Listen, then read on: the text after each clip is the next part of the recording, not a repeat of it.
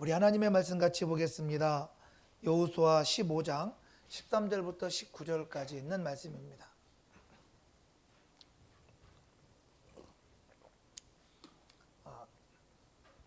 우리 앞에 있는 화면 참고하시기로 하고요. 바로 읽도록 하겠습니다. 여호수아 15장 13절에서 19절까지 있는 말씀, 제가 먼저 여러분이 먼저 읽도록 하겠습니다. 시작. 여호와께서 여호수아에게 명령하신 대로 여호수아가 기랏 아르바 곧 헤브론을 유다 자손 중에서 분깃으로 여분네 아들 갈렙에게 주었으니 아르바는 아낙의 아버지였더라. 갈렙이 거기서 아넥의 소생 그 세 아들 곧 세세와 아이만과 달메를 쫓아내었고, 거기서 올라가서 드빌 주민을 쳤는데 드빌의 본 이름은 기랴세벨이라.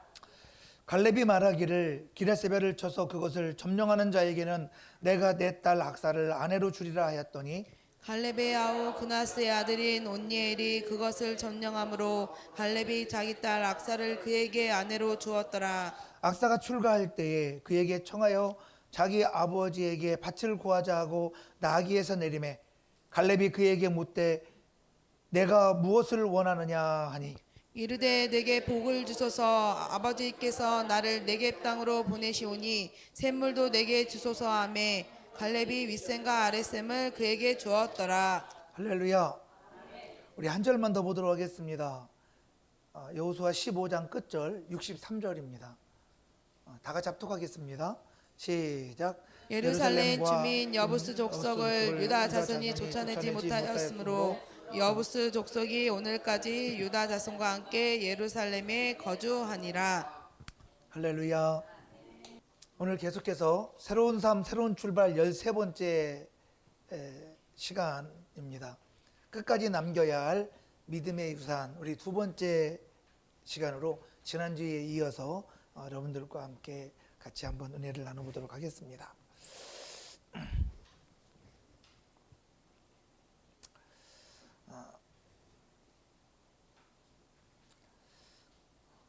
우리는 우리 주 예수 그리스도를 통해서 하나님의 놀라운 은혜를, 구원을 선물 받은 하나님의 자녀입니다. 우리가 하나님의 자녀의 삶을 시작한 순간부터 우리는 끊임없이 계속해서 예배하고 하나님 주신 약속의 말씀 안에서 믿음의 길을 따라가는 비전의 인생으로 우리의 인생이 바뀌어졌습니다. 그렇게 비전의 인생을 살아가는 사람을 우리는 그리스도인이라고 말합니다. 그 비전의 인생을 살아가는 사람은 하나님 주신 주의 놀라운 믿음의 그 비밀을 우리의 삶 가운데, 우리의 육체 가운데 채워나가는 복 있는 거룩한 심령이 되어진 거죠. 그래서 우리는 기도할 수밖에 없고, 그래서 우리는 하나님께 내 인생의 모든 것들을 맡기고 하나님이 내 삶 가운데 역사하실 수 있도록 우리는 주님 앞에 무릎 꿇고 주님을 순종할 수밖에 없는 하나님의 자녀로 우리의 인생을 그렇게 시작했습니다. 그런데 우리의 신앙은 나만으로 끝나는 것이 아니라 내 자손들, 그리고 나를 만나는 많은 사람들에게 그리스도인으로서 영향력을 끼치고 믿음의 유산을 남기는 저와 여러분들이 되기를 하나님은 원하고 계신다라는 겁니다. 그러므로 저와 여러분의 삶의 자리에서 다음 세대에, 아니 정말 내가 하나님 앞에 기억되어지는 그 믿음을 통하여 먼저 주님 앞에 영광 돌려드리고, 그리고 그 믿음을 정말 이 다음 세대들이 기억해 줄 수 있는 그런 저와 여러분들 되었으면 좋겠습니다. 제가 얼마 전에 우리 백병철 장로님 아버님, 장로님 소천하셔서 사실은 가서 예배를 하려고 마음을 먹고 설교를 준비하고 갔죠. 다른 말씀이 아니라 여러분들과 이따 함께 볼 디모데후서 4장 7절 말씀입니다. 근데 거기에 보면 믿음을 지켰다라는 말씀이 있습니다. 달려갈 길을 마치고 믿음을 지켰으니 라고 말씀하거든요. 그 말씀으로 설교 준비를 하고 그리고 근조화원을 보낼 때 지금까지 지키신 그 믿음을 기억합니다 라고 문구를 써서 그래서 그렇게 근조화원을 보냈었습니다.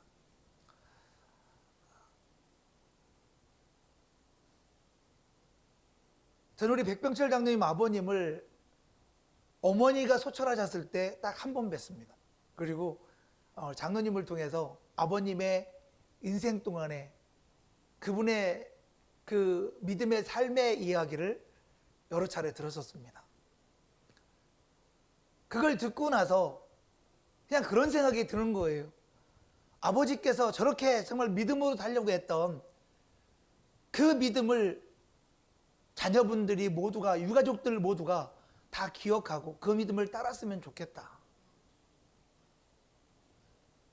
그리고 그 믿음 안에서 하나님을 기쁘시게 하고 하나님께 영광 돌려드릴 수 있는 자손 천대에 이르는 그 믿음을 지켜나가는 거룩한 믿음의 가정, 자손들이 되었으면 좋겠다 라는 생각 속에 설교 준비를 하고 그렇게 말씀을 전하려고 했었죠.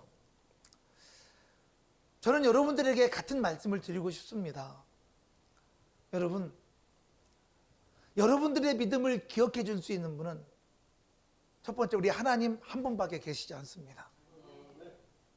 그래서 우리가 천국에서 해같이 빛나리 라는 찬양 같이 함께 부를 때 주님이 기억하시면 나는 그것으로 충분합니다, 족합니다 라고 찬양으로 우리는 고백을 하죠. 근데 여러분 아십니까? 우리의 믿음을 기억해 주고 그 믿음을 따라가고자 하는 또 한 존재가 있는데 그것이 바로 우리의 자손들입니다. 여러분들은 여러분 자손들에게 무엇을 남기고 어떤 믿음을 기억시키고 계십니까? 주님은 저와 여러분들에게 믿음의 삶을 살기를 원하고 계십니다. 믿음의 사람으로서 하나님이 기뻐하시는 신앙생활을 감당하기를 원하고 계십니다.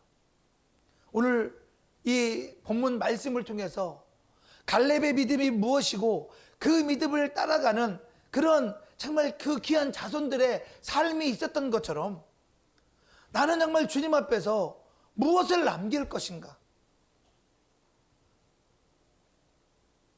우리 지난주에 이어서 세 번째로 믿음의 사람은 내 삶 가운데 죄를 남겨놓지 않고 타협하지 않는 삶을 산다라고 말씀하고 있습니다. 여러분, 저와 여러분의 인생 속에서 내 안에 남겨놓은 죄가 뭡니까? 나는 지금 무엇을 타협하려고 합니까? 그 타협 때문에 치명적인 타격을 입는 유다 자손들을 보게 됩니다. 우리 같이 함께 여호수아 15장 63절 말씀 다 같이 한번 합독해 보도록 하겠습니다. 시작. 예루살렘 주민 여부스 족속을 유다 자손이 쫓아내지 못하였으므로 여부스 족속이 오늘까지 유다 자손과 함께 예루살렘에 거주하니라. 할렐루야. 유다 자손이 여부스 족속을 쫓아내지 못했다라고 말씀합니다. 이것이 여호수아서의 후반부에 반복되는 계속적인 비극의 상황을 초래하게 되죠. 오늘 본문에 뭐라고 말합니까? 쫓아내지 못하였다라고 말씀합니다. 그런데 하나님은 분명히 말씀하셨죠. 뭐라고 말씀하셨습니까? 몰아내라는 겁니다. 쫓아내라는 겁니다. 끊어내라는 겁니다. 정복하라고 말씀하셨잖아요. 그러나 이 이스라엘 백성들은 그 환경 앞에서, 모든 상황과 환경 앞에서 적당히 공존하는 상황을 만들어 버립니다. 왜요? 여러분, 이스라엘 백성들이, 유다 자손들이 왜 그렇게 했을 것 같습니까? 여러분 가만히 생각해 보세요. 왜 그렇게 했는가? 그들을 여부스 족속을 쫓아내지 않고 그들을 옆에 두는 게 좋거든요. 그들 삶의 자리에 편하거든요. 노예로 삼은 거잖아요. 그러니까 너무 편하죠. 잘 되는 것 같고 축복받은 것 같거든요. 형통한 것 같거든요. 그러니까 형통하다라고 이들이 있음으로 말미암아 내가 잘 되고 있다라고 생각을 하니까 적당히 공존하고 적당히 타협을 하는 거예요. 이것이 유다 자손들의 큰 실수였던 겁니다. 그러나 이것이 훗날 이스라엘을 무너뜨리게 되는 씨앗이 되고 있다는 사실을 깨달으시기를 주님의 이름으로 축복합니다. 남겨둔 죄, 타협함으로 말미암아 믿음의 사람으로서 온전히 주님 앞에 서지 못한 그 연약함, 내 안에 숨겨둔 욕심, 끌어내지 못한 습관, 타협된 삶, 결국 이것이 영적인 패배를 가져오게 되는 원인이 되었다라고 오늘 본문은 말씀하고 있는 거죠. 결국 우리 안에 여부수 족속이 무엇이냐고 말씀하고 있는 겁니다. 내 안에 어떤 여부수 족속이 있냐는 거예요. 나는 지금 무엇을 적당히 공존하고 적당히 타협해서 내 인생에 도움이 된다면, 내 삶이 잘 되기만 한다면 내가 적당히 타협할 것인가? 나는 지금 내 안에 어떤 여부수 족속이 있냐는 거죠. 나는 어떤 죄를 끊어내지 못했는가? 내 인생의 가치관이 예수 중심의 가치관인가? 아니면 아직도 세상 중심의 가치관을 적당히 섞어 살고 있는 사람인가? 나는 물질이라는 우상을 가지고 있는 사람인가? 아니면 정말 예수 주님만을 바라보고 살아가는 하나님의 자녀의 삶을 살아가는 사람인가? 형식적인 신앙 속에서 오늘 또 그냥 모든 사람들이 예배하고 내가 참 좋은 교회를 섬기는 사람이니까 오늘 또 형식적으로 예배하고 있지는 않은가? 내 인생 속에서 주님이 주신 은혜가 있지만 너무나 바쁘기 때문에 기도 없이 살아가는, 기도하지 않고 살아가는, 적당히 타협하면서 내 상황과 환경에 맞춰가지고 살아가는 그런 타협하는 인생은 아닌가? 내 안에 여부수 족속은 뭐냐는 거예요. 여러분, 내 안에 여부수 족속이 남아있음으로 말미암아 저와 여러분들의 인생은 정말 곤란한 상황을 겪을 수도 있을지도 모른다는 거죠. 여러분, 여부수 족속을 이용 가능한 존재로 남겨놓은 이스라엘 백성들을 생각해 보시기 바랍니다. 그러나 남겨둔 그 죄는 그들의 삶 가운데 결국 그 죄가 그들을 지배하는 지배자가 되어져 버린 거잖아요. 우리를 지배하시는 분은 오직 예수 그리스도 한 분이시기를 주님의 이름으로 축원합니다. 나의 생각과 나의 마음과 나의 삶의 모든 것들을 다스리시는 분은 내 안에 계신 성령님이시기를 주님의 이름으로 축복합니다. 그래서 시브리서 12장 1절에 이렇게 말씀하는 거예요.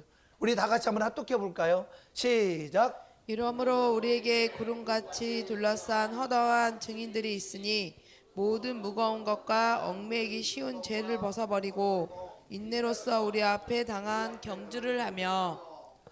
할렐루야. 모든 무거운 것과 얽매이기 쉬운 죄를 벗어버리고 라고 말씀합니다. 여기서 벗어버리다라는 말은 헬라어로 아포데메네이라고 말씀하거든요. 헬라어 단어에 그냥 한번 읽어본 거예요. 말이 어렵네. 여러분, 이것이 어떤 의미를 가지고 있냐면 초대교회 당시 헬라 문화권에서 운동선수가 경주할 때, 여러분, 경주를 하려면 몸에 걸치고 있는 거추장스러운 걸 어떻게 해야 됩니까? 당연히 달리기 좋게, 내가 편하게 운동할 수 있게, 경주할 수 있게 다 벗어버려야 되는 거 아닙니까? 그렇게 경주할 때 벗어버리는 것, 다시 말해서 경주를 방해하는 그 모든 것들을 과감하게 제거해버리는 것, 그것이 바로 벗어버린다는 말이에요. 여러분, 내가 예수 그리스도 안에서 신앙생활하는데, 내가 예수 믿고 믿음으로 살아가는데, 내 삶 가운데 내가 신앙생활을 하는 것에 있어서 정말 방해되는 그 거추장스러운 요소들이 뭐냐는 거예요. 그걸 과감하게 벗어버리라는 거예요. 그래서 모든 무거운 것과 얽매이기 쉬운 죄를 벗어버리고 라고 말씀하고 있습니다. 여러분, 죄는요, 저와 여러분의 신앙생활 속에서 나와 함께 공존할 수 있는 공존의 대상이 아닙니다. 죄는 제거하고 벗어버리고 끊어내야 될 대상이라는 거죠. 여러분, 그런데 많은 사람들은 이렇게 말합니다. 이 정도는 괜찮아. 오늘 본문엔 여호수아 15장 63절에 이 유다 자손들이 왜 여부 족속을 끊어내지 못하고 적당히 공존한 겁니까? 편하거든요. 그들이 있으니까 뭔가 잘 되는 것 같거든요. 그들이 있으니까 뭔가 성공할 것 같거든요. 이 정도는 괜찮아. 나중에 정리하면 되지 뭐. 그러나 죄는 남겨둘수록 내 인생에 그 죄가 뿌리를 내리게 될 수밖에 없다는 겁니다. 그래서 하나님은 우리에게 말씀하십니다. 끝까지 쫓아내라. 여러분, 우리 안에 남겨둔 죄를 제거하고 끊어내는 저와 여러분 모두가 되시기를 주님의 이름으로 축복합니다. 믿음의 경주를 방해하는 것들은 과감하게 던져버릴 수 있기를 예수 이름으로 축원합니다. 네 번째는 믿음의 유산은 끝까지 순종하는 사람에게 남겨지는 거예요. 믿음의 유산은 끝까지 순종하는 자에게 남겨지는 겁니다. 갈렙은 끝까지 믿음으로 산 사람이죠. 85세에 헤브론 땅을 달라고 온 사람입니다. 믿음을 자녀들에게 물려주었고 하나님의 약속을 끝까지 지키고 붙잡은 사람이 갈렙입니다. 결국 갈렙의 이름은 믿음의 사람으로 남았죠. 우리가 본받아야 될 환경과 상황과 타협하지 않고 하나님의 말씀을 끝까지 붙잡은 사람. 그러나 유다 자손들은 어떻습니까? 유다 자손들은 여부스 족속을 남겨둔 타협한 흔적을 남겨놓은 사람들이 유다 자손들이죠. 하나님 앞에서 갈렙의 족속과 유다 족속은 두 민족 속에서 우리는 어떤 선택을 할 것인가? 나의 믿음의 도전은 무엇인가? 우리는 주님 앞에서 선택해야 된다는 겁니다. 우리 수도 없이 많은 상황과 환경 속에서 타협하고 공존하려고 했던 그 수없이 많은 시간들. 그러므로 내 안에 정말 믿음의 결단이 필요한 거죠. 나는 내 인생 속에서 어떤 흔적을 남길 것인가? 이생의 자랑, 안목의 정욕, 육신의 소욕을 정말 얻기 위하여 몸부림치는 세상적인 가치관을 가진 사람으로 내 인생을 남길 것인가? 나는 어떤 흔적을 남길 것인가? 믿음인가? 아니면 타협인가? 순종입니까? 안일함입니까? 나는 어떤 것을 남길 것인가? 우리 갈라디아서 6장 9절 한번 읽어볼까요? 다 같이 합독해 보겠습니다. 시작. 우리가 선을 행하되 낙심하지 말지니 포기하지 아니하면 때가 이름에 거두리라. 할렐루야. 여러분, 갈라디아 6장 9절에 이렇게 말해요. 우리가 선을 행하되 낙심하지 말아야 될 이유가 있다. 그것이 바로 뭐냐면 포기하지 아니하면 때가 이름에 반드시 거두게 된다라고 말씀합니다.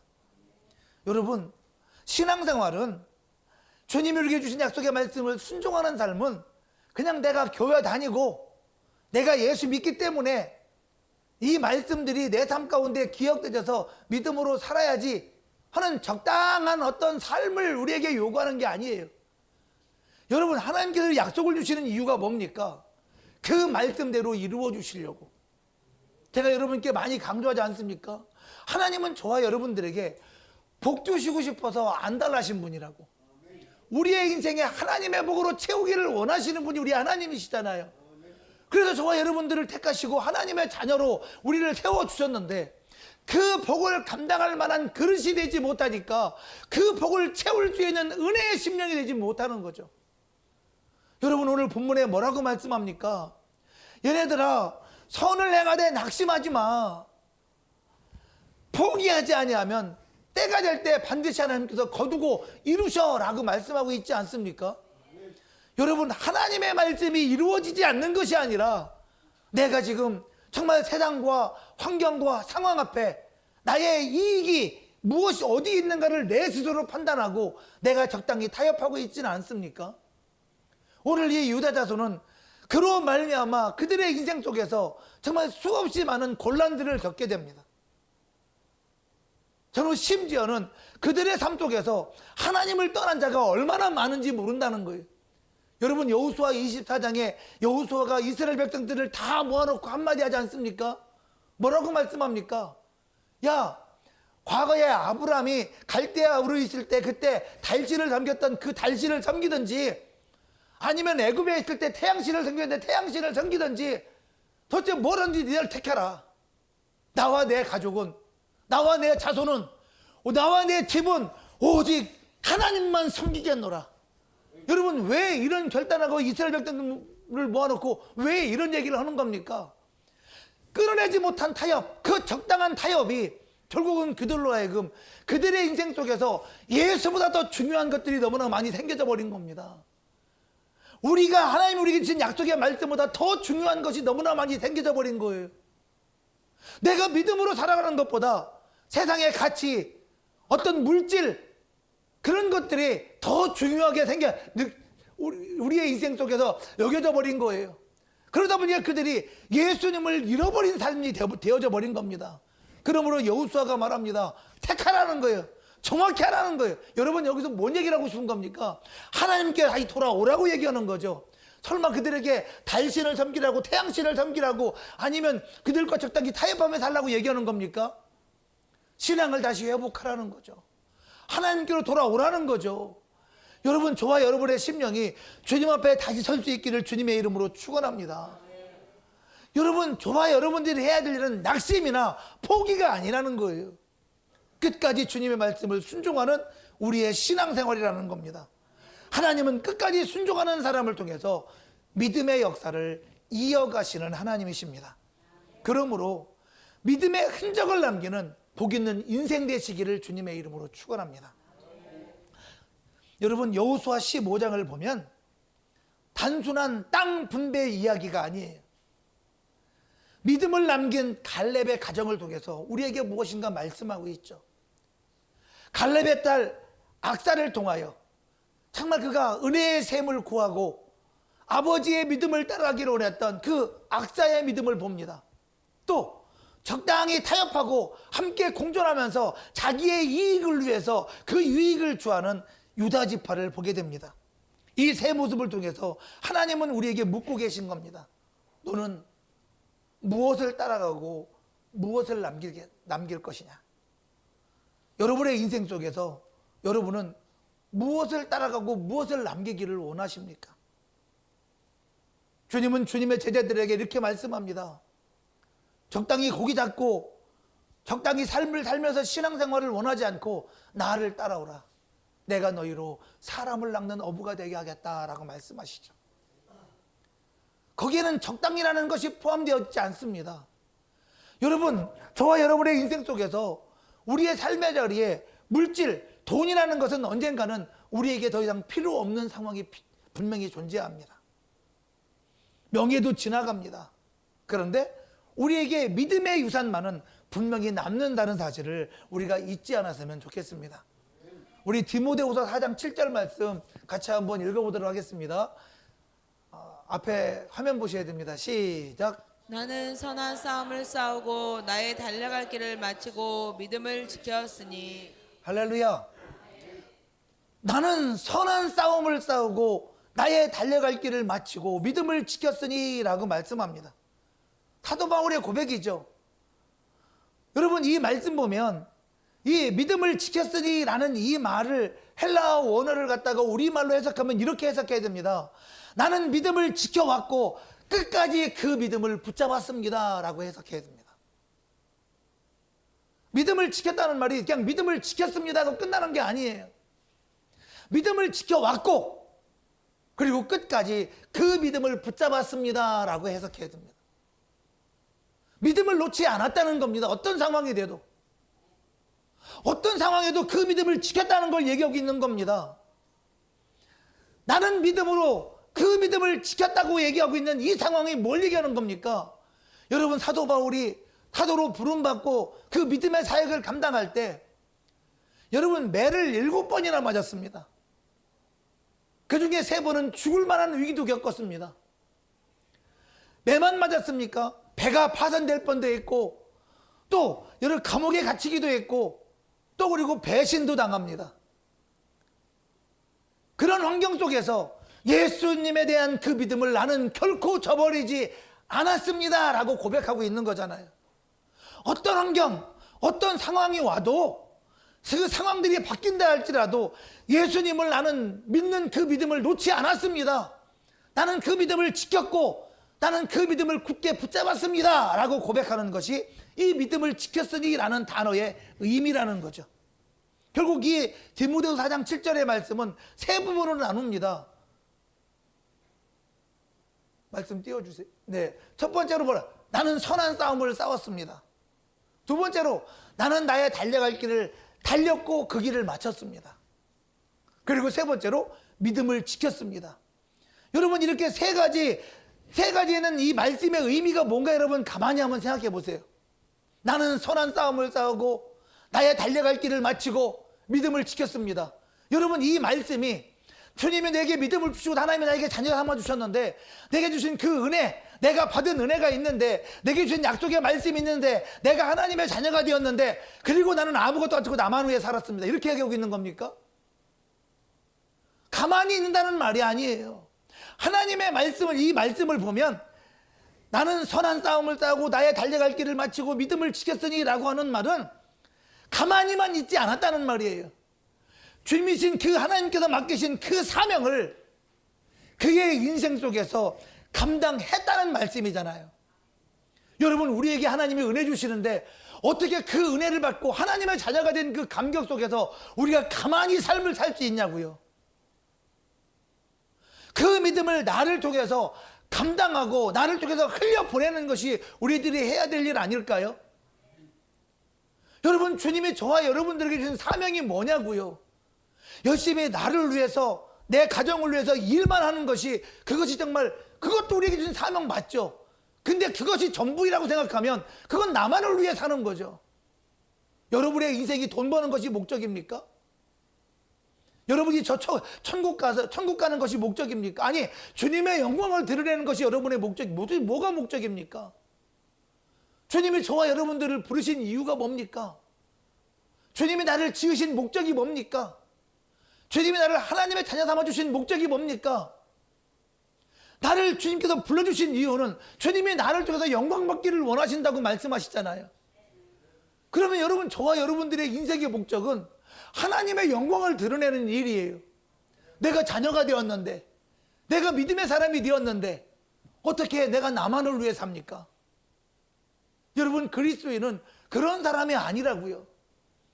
그리스도인들은 주님이 되게 주신 그 은혜 안에서 사명 감당하는 사람이 그리스도인이에요. 그래서 그리스도인은 기도할 수밖에 없는 사람이고요. 그래서 그리스도인들은 말씀 안에서 움직일 수밖에 없는 사람이 그리스도인인 거예요. 하나님의 말씀을 듣고도 가만히 있는 사람을 그리스도인이라고 말하지 않아요. 하나님의 말씀을 듣고도 기도하지 않는 사람을 그리스도인이라고 말하지 않아요.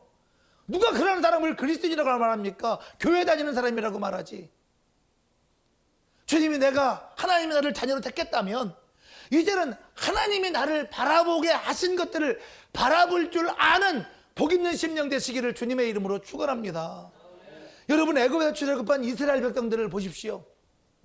하나님이 그들을 택하셨고 하나님이 그들을 지명하여 불렀지만 그들은 하나님이 보게 하신 것들을 보고 사는 자들이 아니었습니다. 하나님이 알게 하신 것들을, 깨닫게 하신 것들을 그들의 삶에 채워가는 삶을 살지 않았습니다. 그들은 뭘 했습니까? 자기들이 보고 싶은 것만 보고 살아갔어요. 자기들이 경험한 것만 가지고 살아갔어요. 그래서 그들은 마치 하나님께서 그들의 삶에 무엇인가를, 그들이 원하는 걸 채우시는 분이 하나님으로 착각하고 살아갑니다. 그리고 그들은 다 광야에서 죽었습니다. 원인이 뭡니까? 그들이 원하는 것들이 그들의 삶에 이루어지지 않으니까 하나님을 원망하고 하나님 앞에 불평하고 불만하는 삶을 살아갔어요. 여러분, 원망하지 않고 불평하지 않았으면 아무것도, 나는 하나님 앞에 잘못한 것이 없는 겁니까? 내가 하나님께서 나에게 보게 하신 것들을 보고 살지 않는 것이 죄예요. 하나님께서 아담과 하와에게 주신 그 말씀 안에서 순종하지 않은 것이 죄잖아요. 하나님이 나에게 보게 하신 것을 보지 않고 내가 원하는 것을 보고 살아가는 것이 죄예요. 근데 나는 불평도 하지 않고 불만도 하지 않고 나는 그냥 열심히 신앙생활하고 열심히 나는 교회 다니고 나는 열심히 예배했으니까 나는 죄가 없어요. 아니요. 하나님이 내게 주신 그 은혜가 있다면 그 은혜 때문에 우리는 기도할 수밖에 없다니까요. 하나님 내게 은혜 주시면 그 은혜 때문에 우리는 주님 안에서 움직일 수밖에 없다니까요. 여러분, 사도 바울이 사도로 부름 받았기 때문에 오늘 이 말씀 디모데후서 4장 7절 말씀처럼 이렇게 산 것이 아니라고요.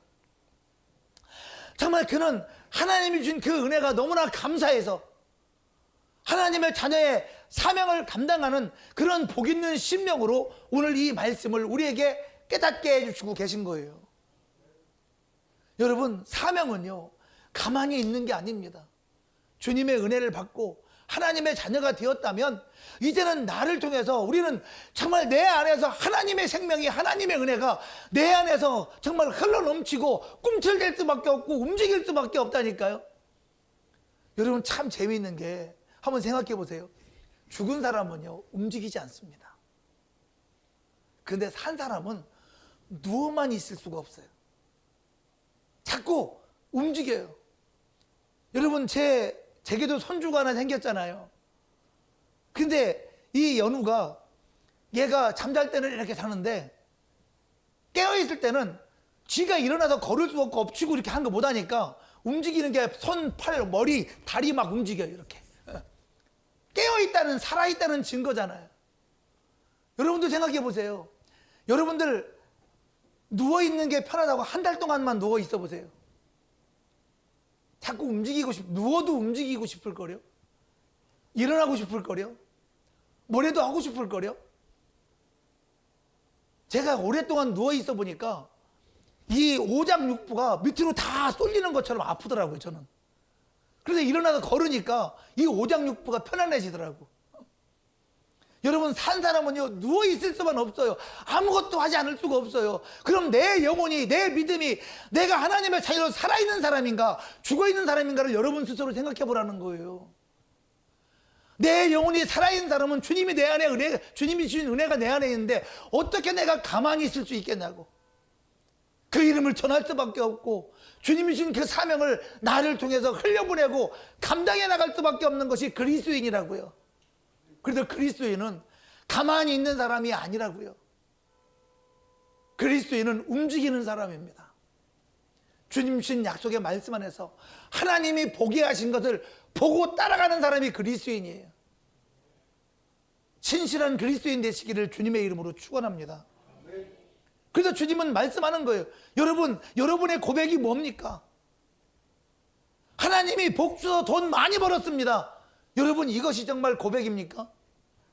하나님이 내게 복 주셔서 공부 잘해가지고 좋은 회사 들어갔고 좋은 능력 얻었고 좋은 권세를 누리고 있습니다. 그게 정말로 우리의 고백이어야 될까요? 사도 바울은 그런 고백하지 않았습니다. 바울처럼 주님, 나는 주님이 내게 주신 그 믿음을 지켰습니다. 나는 선한 싸움을 싸우고 나의 달려갈 길을 마치고 나는 믿음을 지켰습니다. 이런 고백하는 저와 여러분 모두가 되시기를 주님의 이름으로 축원합니다. 여러분, 이 땅에 돈 많은 사람은 자신이 돈 많이 번 것이 자랑이죠. 그러나 믿음의 사람은 주님이 주신 그 믿음을 순종하며 산 것이 자랑거리였다고요. 그것이 우리의 믿음의 고백이 되어야 되지 않겠습니까? 여러분, 주님께서 저와 여러분들에게 무엇을 가르쳤습니까?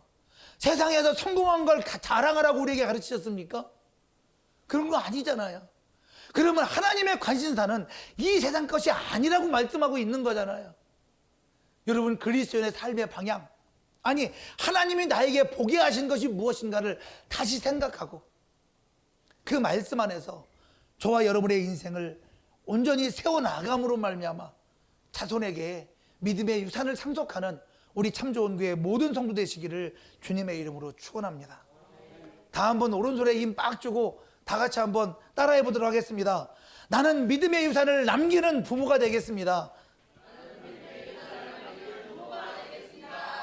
나는 내 삶의 죄와 타협을 끊어내겠습니다.